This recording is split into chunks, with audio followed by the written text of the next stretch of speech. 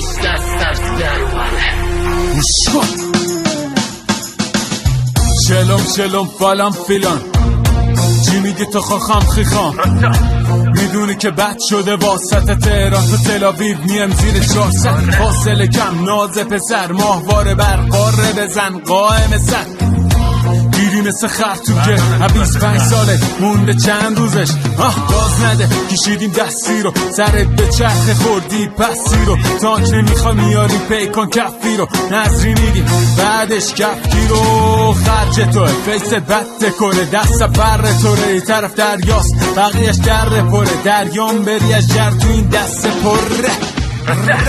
مونده بودم به حافظ بگم بزنه ترپ یا بکنه اولش مجینی به کتفش سزاز جاهی به چین تو جنبش اونی که گزینه ها رو میچیم تو میز دیگه ما چشم میکنیم میکشیم لپش چون ما میزنیم اون باس به رقصه آره موشکو برن شکست خاطی دست لشگر علی ولی الله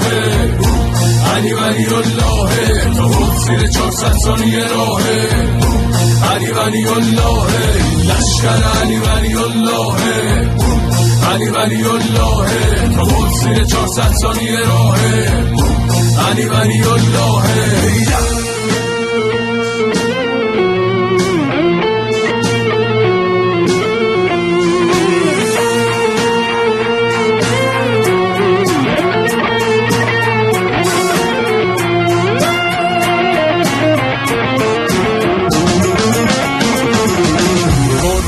کنه هی قرش راره برش بره دورش انگوش شره حاجیده و دورش اصل نجف ته خط هدف خاله خیبر هیدر هیدر بکن بکن قاب عکس هیت رفت کن نمیخواد صلفش ما هم پول دوست داریم ولی آخر کار سر حوزه کسر مولا میده موزش هیدر قلم دار که دستش علمه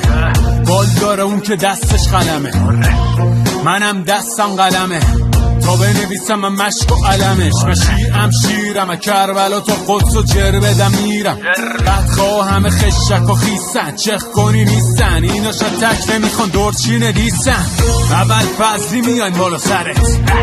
بیاده میایم بالا سرت خراب میشیم روی باورت با کروز میکنیم باربرت شب و روز میکنیم باربرت میدوزیم اول و به آخرت جوری که نبینی گریه مادرت چون نه تو زنده ای نه دیگه مادرت لشگر علی ولی الله علی ولی الله تا بود زیر 400 ثانیه راهه